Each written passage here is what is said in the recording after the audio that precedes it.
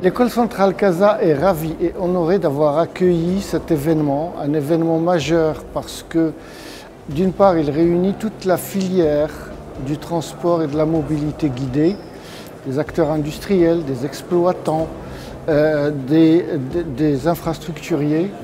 Et je suis ravi aussi, au nom de la direction et de l'école, de la qualité des échanges qu'il y a eu autour de cette journée. C'était hautement stratégique, avec une vision à long terme.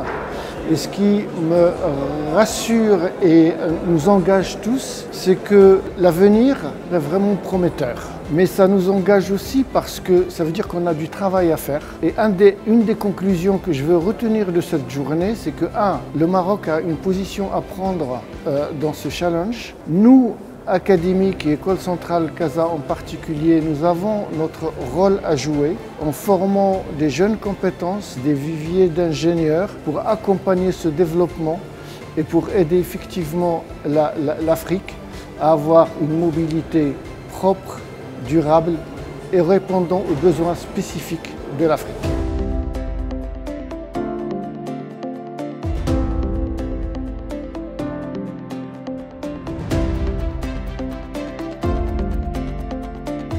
Un événement intéressant parce que c'était un événement entre professionnels, académiques, responsables, parfois de haut niveau des chemins de fer africains, des chemins de fer marocains, des autorités organisatrices.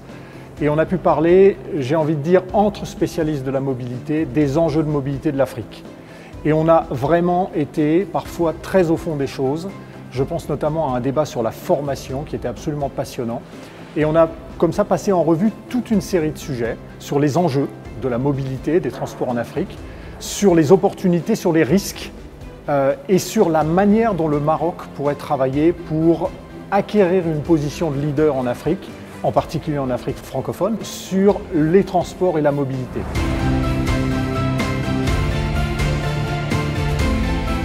Afrique Mobilité est une association qui est un réseau d'experts et de professionnels et nous avons voulu accompagner le cluster Moroccan Train Industrie et l'école centrale de Casablanca dans le cadre de l'organisation de ces 2 jours de conférence avec une journée assez chargée aujourd'hui, axée dans la matinée sur la thématique ferroviaire, donc les enjeux de la mobilité interurbaine et régionale, qui a regroupé l'ensemble de l'écosystème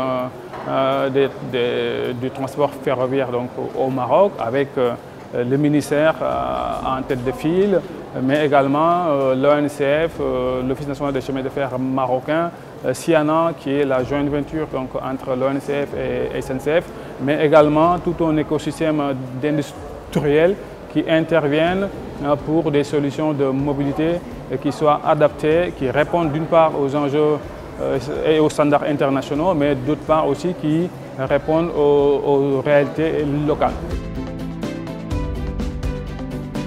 Je suis extrêmement honoré et ravi d'avoir pu organiser cette journée en collaboration entre le cluster Morocco Train Industry, l'école centrale de Casablanca et l'association Afrique Mobilité. Cela a été fait de manière très cohérente, concertée, avec des résultats extrêmement intéressants pour le public venu nombreux, que ce soit aussi bien les industriels qui sont venus écouter, mais également la population jeune étudiante qui est extrêmement sensible aux enjeux de cette mobilité durable.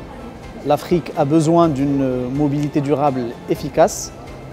Cela fait partie de ces enjeux des 10, 15, 20, 30 prochaines années.